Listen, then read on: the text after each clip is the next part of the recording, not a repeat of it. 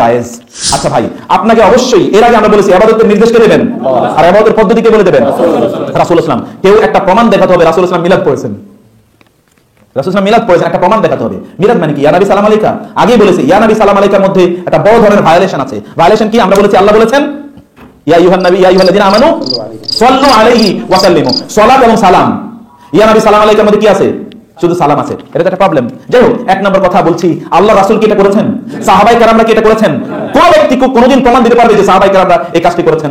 রাসূলুল্লাহ সাল্লাল্লাহু আলাইহি ওয়াসাল্লামকে অনুসরণ মানে হচ্ছে তার সুন্নাহকে অনুসরণ করা। ওই যে এর আগে বললাম ওয়াইফরে বললেন আই লাভ ইউ, কিন্তু ওর কোনো কাজই পূর্ণ করেন না, প্রতিদিন তাকে বিভিন্নভাবে তাকে কষ্ট দেন, তার উপর জুলুম অত্যাচার করেন, আর আপনি বলেন আই লাভ ইউ। এটা এইরকম একটা কাহিনী। 3 নম্বরের যে বিষয়, মিলাদ শব্দের অর্থটা কি আমাদেরকে বুঝতে হবে। মিলাদ শব্দের অর্থ হচ্ছে জন্ম বৃত্তান্ত। দুইটা অর্থ, একটা হচ্ছে জন্মের স্থান, জন্মের স্থান, তিনি কোথায় জন্ম নিয়েছেন? মক্কায়। এখানে আর আপনি কি জানবেন বলেন তো, মিলাদের কি আছে? আর হচ্ছে জন্ম বৃত্তান্ত, তার মায়ের নাম আমিনা, বাবার নাম আব্দুল্লাহ, তার চাচার নাম হচ্ছে আবু তালেব, দাদার নাম আব্দুল মুত্তালিব, জন্ম নিয়েছেন মক্কায়, হালিমার গৃহে বড় হয়েছেন। এতটুকুই।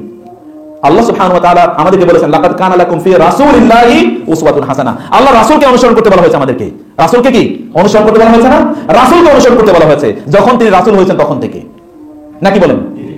রাসূলুল্লাহ সাল্লাল্লাহু আলাইহি ওয়াসাল্লাম তিনি রাসূল হয়েছেন যখন তার কাছে ওহী আসে, তারপর থেকে গোটা জীবন হচ্ছে আমাদের জন্য আদর্শ।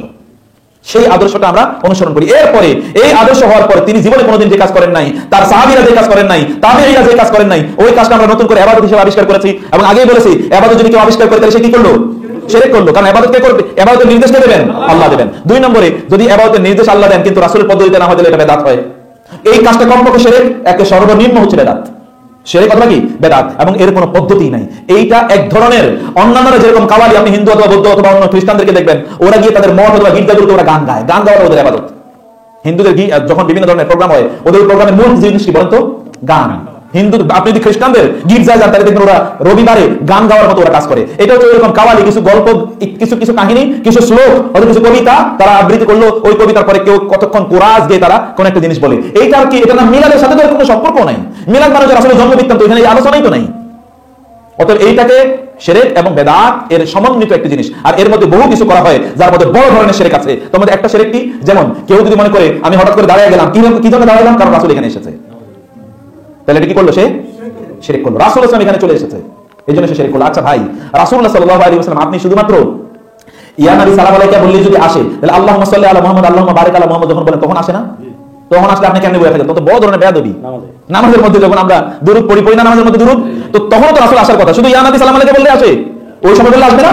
তো তখন আপনি বলে থাকেন কেমনে? অত বড় বেয়াদবি রাসূলের সাথে, এটা কেমন কথা হলো? তখন আমরা কিভাবে করি? তখন আমরা এই কাজগুলো কিভাবে করি? 2 নম্বর হলো, আমাদের বিয়ের মধ্যে তো সাক্ষী লাগে, সাক্ষী লাগে না? তো আমরা যখন বিয়ে পড়াবো তখন ওই রকম সাক্ষী দরকার কি? রাসূলের সাক্ষী রাখলে এর চেয়ে বড় সাক্ষীর প্রয়োজন কি? তখন একটা ইয়া নবী সালাম আলাইকা বললেই উনি সাক্ষী চলে আসবে, তখন বলবো যে ইয়া রাসূলুল্লাহ একটা সাক্ষী দিয়ে দেন প্লিজ, একটা সিগনেচার দিয়ে দেন আপনি, তাহলে তো হয়ে যায়। এগুলো সব বেদাতিপূর্ণ। এটা করবেন না, এটা ইবাদত নয়, এটা জান্নাতে যাওয়ার কোনো কাজই না, প্লিজ করবেন না। আবার বলছি, রুচিশীল মানুষ হয়ে সামান্যতম ইবাদত যেটুকু কোরআন এবং সহিহ হাদিসে আছে ওটুকু আপনারা করেন, তার বাইরে আপনাদের করার কোনো প্রয়োজন নাই। আল্লাহ রাসূল যেটা করেন নাই, সাহাবায়ে কেরামদের আবু করেছে, আপনি আল্লাহ রাসূলকে বেশি ভালোবাসতে পারবেন বলেন তো? তো আবু বকর তার জীবনে কোনোদিন এটা করেছে এবং কোন রেকর্ড নাই। সালামু আলাইকা ইয়া হাবিব,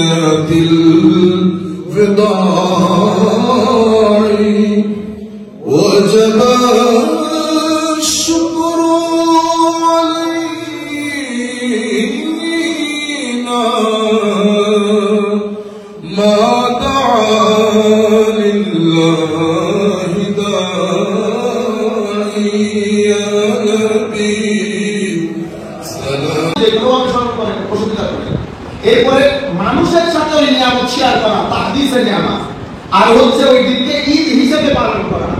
চতুর্থ জিনিস, আবার আল্লাহ কোরআনে পাকের মধ্যে বলেছেন যে আয়াত আপনারা সার্বক্ষণিক শুনেন, সেটা কি? সেটা হচ্ছে ওই দিনে আল্লাহর নিয়ামত প্রাপ্তির দিনে ওই দিনকে সেলিব্রেট করা, খুশি উদযাপন করা। ফালিয়াফরাহু, ফালিয়াফরাহু মানে কি? কুল বিফদলিল্লাহি ওয়া বিরহমাতিহি ফাবিযালিকা ফালিয়াফরাহু। ফালিয়াফরাহু বলেছে মানে বলা হচ্ছে ওই দিনকে যেন আমরা সেলিব্রেট করি, ওই দিনে যেন আমরা খুশি উদযাপন করি। তো নিয়ামতে আল্লাহ বলেছেন নিয়ামত এবং ফজল প্রাপ্তিতে যেন খুশি উদযাপন করি। বুঝতে পেরেছেন? তো নিয়ামত এবং ফজল আল্লাহর অনুগ্রহ, আল্লাহর নবীর চেয়ে তো বড় অনুগ্রহ আমাদের করার কোনো কিছুই নাই। তো আয়াত যেটা পড়তে চেয়েছিলাম সেখানে আমার আল্লাহ কি বলছেন? ওয়াতাসিমু বিহাবলিল্লাহি জামিআন ওয়া লা ওয়াজকুরু নি'মাতাল্লাহি আলাইকুম। আল্লাহর নিয়ামতকে স্মরণ করো। কোন নিয়ামত? পানি, বাতাস, অক্সিজেন। বুঝছেন? আমার নবীর আগমনের কথা বলছি। ওয়াজকুরু নি'মাতাল্লাহি আলাইকুম, তোমরা নিয়ামত স্মরণ করো। কোনটা? ইজ কুনতুম আ'দাআন, ইজ কুনতুম আ'দাআন, তোমরা একজন আরেকজনের শত্রু ছিলা। ফাআল্লাফা বাইনা কুলুবিকুম, আল্লাহ তোমাদের পারস্পরিক অন্তরের মধ্যে একটা মহব্বত ঢেলে দিয়েছে।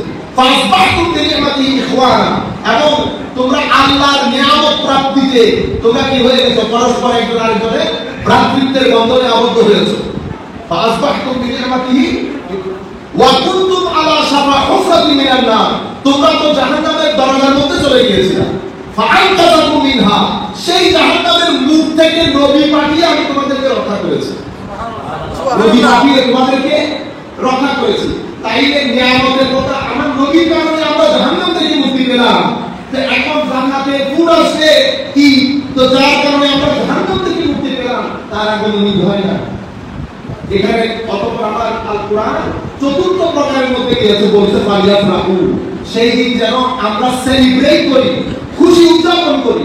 তাইলে কোরআনে চারটা ধরন নিয়ামতের শুকরিয়া আদায় করা, আইয়াতুল্লাহকে স্মরণ করিয়ে দেওয়া। একটা হচ্ছে নিজে নিজে স্মরণ, আরেকটা হচ্ছে নিয়ামতের বর্ণনা দেওয়া, আরেকটা হচ্ছে ঈদ হিসেবে পালন করা, আরেকটা হচ্ছে সেই দিন খুশি উদযাপন করা। এখন আমাদের অনেক ভাই বলে যে আমার নবী রোজা রেখেছেন, আমার নবী রোজা রেখেছেন, ঠিক আছে, কিন্তু এখানে আল্লাহ ফালিয়াসুম বলেন নাই তো। আল্লাহ ইচ্ছে করলে বলতে পারতেন না তোমাদের উচিত সেই দিন রোজা রাখা, তোমাদের উচিত সেই দিন নামাজ পড়া, তোমাদের উচিত সেই দিন সাদকা করা, সবকিছু কিন্তু উদযাপন। কিন্তু আমার আল্লাহ বলতে বলেছেন ফালিয়াফরাহু, তোমাদের উচিত খুশি উদযাপন করা। কেন খুশি? খুশির দরকার কেন? দেখবেন সময় ফালিয়াফরাহু তোমরা আমরা কিভাবে করব খুশি উদযাপন? এটা শরীয়ত কিন্তু ফিক্স করে দেয়। শরীয়ত সেটা, শরীয়তের মধ্যে দুই ধরনের হুকুম থাকে। এক ধরনের হুকুম আল্লাহ দেন, আমার নবী সেই হুকুমটা কিভাবে পালন করব সেটা ফিক্স করে দেন। কোরআনে পাকের মধ্যে আল্লাহ নামাজ পড়তে বলেছেন, আমার নবী বলছেন নামাজ সেভাবে পড়ো যেভাবে সাল্লু কামা রাআইতুমুনি উসাল্লি। এখন আপনি ইচ্ছে করলে রুকু পরিবর্তন করতে পারবেন না, সিজদা পরিবর্তন করতে পারবেন না। আমার নবী যেভাবে পড়েছেন আমাদের তো সেভাবে। কোরআনে পাকের মধ্যে আল্লাহ বলেছেন ফালিয়াফরাহু, তোমরা খুশি উদযাপন করো, কিন্তু আমার নবী সেটা ফিক্স করে দেন না কিভাবে খুশি উদযাপন করব, হাউ টু সেলিব্রেট। এই জিনিসটা উম্মতের উলামায়ে কেরামের হাতে ছেড়ে দিয়েছে। উম্মতের উলামারা according to the time and situation তারা ডিসাইড করবে যে এই জিনিসটা সেলিব্রেট কিভাবে হবে। আমাদের এখানে মূল সমস্যা হয়ে যায় যে আমরা বলি না একটা সাহাবায়ে কেরাম করেন নাই, সাহাবায়ে কেরাম করেন নাই। মনে রাখবেন ইসলামী শরীয়তের মধ্যে মাদ্রাসা ছাত্ররা বিশেষ করে এটা তাকুন নবী সাল্লাল্লাহু আলাইহি ওয়াসাল্লাম ফি'লাম মিনাল আফআল, আমার নবী কোন কাজ ছেড়ে দেওয়া, আমার নবী কোন কাজ ছেড়ে দেওয়া, ফি'লাম মিনাল আফআল, কোন কাজ, এটা শরীয়তের মধ্যে এই কাজ হারাম হওয়ার দলিল। তাকুন নবী সাল্লাল্লাহু আলাইহি ওয়াসাল্লাম ফি'লাম মিনাল আফআল লা ইয়াদুল্লু আলা হুরমাতিহি, লা ইয়াদুল্লু আলা হুরমাতিহি, আমার নবী কোন কাজ ছেড়ে দেওয়া এটা শরীয়তের কোন কাজকে হারাম করে না। তো শরীয়তকে হারাম, শরীয়তের মধ্যে কোন কাজ হারাম হবে যদি কোরআন এবং সুন্নাহ ওই কাজকে হারাম বলে। বুঝা গেছে? কোরআন এবং সুন্নাহ যদি ওই কাজকে হারাম বলে এটা হারাম। এটা একাডেমিক বিষয়, এটা আপনারা শিখে নেওয়া দরকার। কারণ আমাদের কমন মানুষ আমরা কি করে যায়, আমরা অনেক সময় মিসআন্ডারস্ট্যান্ড করি। কারণ জিনিসটা শুনতে অনেক সুন্দর দেখায়, লজিক্যাল দেখায়, সেটা কি? সেটা হচ্ছে এটা আমার নবীর যুগে ছিল না, সাহাবায়ে কেরাম করেন নাই। সেই কারণে মাথায় রাখবেন আমার নবী কোন কাজ না করা ছেড়ে দেওয়া, সাহাবায়ে কেরাম কোন কাজ না করা ছেড়ে দেওয়া, এটা শরীয়তের মধ্যে কোন কাজ হারাম হওয়ার দলিল না। শরীয়তের মধ্যে কোন কাজ হারাম হবে যদি আমার নবী সেটাকে হারাম করে দেন, আমার নবী সেটাকে হারাম করে দেয়। যা শরীয়ত হারাম করেছে তা হালাল, যা শরীয়ত হারাম করেছে তা হারাম। আর যেগুলোর ব্যাপারে চুপ থেকে গেছে সেগুলো এনজয় করে, সেগুলো এনজয় করে। এজন্য ইসলামী শরীয়তের মধ্যে আপনি কাকে বিয়ে করবেন, বিয়ে করবেন কাকে একটা লিস্ট ইসলামী শরীয়ত দেয় না। কাকে বিয়ে করতে পারবেন না সেটা লিস্ট দিয়ে দিয়েছে। কেন? কারণ যাকে বিয়ে করতে পারবেন এটা তো পুরো দুনিয়া, হারামের সংখ্যা কম, সেই কারণে হারামের লিস্ট দিয়ে দিয়েছে। অনুরূপভাবে কোন জিনিস আপনি খেতে পারবেন না এটা লিস্ট দেওয়া হয়েছে, কোনটা আপনি খেতে পারবেন সেটা লিস্ট দেওয়া হয়, সেটা তো পুরো সবকিছুই হালাল যতক্ষণ পর্যন্ত ইসলামী শরীয়তের মধ্যে এটার হুরমতের কোনো কিছু আসবে না। এগুলো আমরা তো কোনো বড় আলেম না, আমরা ইসলামিক জুরিস্ট না, আমরা এমনি কমন আন্ডারস্ট্যান্ডিং জিনিস আপনাদের ব্রেইনে ঢুকতেছে না, সেটা যে কোনো মানুষের বুঝতে পেরেছেন? তাহলে আমরা এই আমাদের এখনকার পর্যন্ত যে আলোচনা, এই আলোচনা থেকে আমরা কি পেলাম? যে আমার নবী সাল্লাল্লাহু আলাইহি ওয়াসাল্লাম আমাদের জন্য বড়, এবং আমার নবী এই আগমনের দিন এটা আইয়ামুল্লাহর মধ্যে অন্তর্গত। আইয়ামুল্লাহ মানে এমন দিবস যে দিবসে আল্লাহ বান্দার উপর রহমত করেছেন। এখন আমরা আল্লাহর নবী আগমনের দিনটাকে সেলিব্রেট কিভাবে করব, নিয়ামতের শুকরিয়া কিভাবে আদায় করব, সেটা কোরআনী পদ্ধতিতে করতাম আমরা। জিকিরে নিয়ামত, তাহদিসে নিয়ামত, ঈদ হিসেবে পালন করা, সেই দিবসে খুশি উদযাপন করা।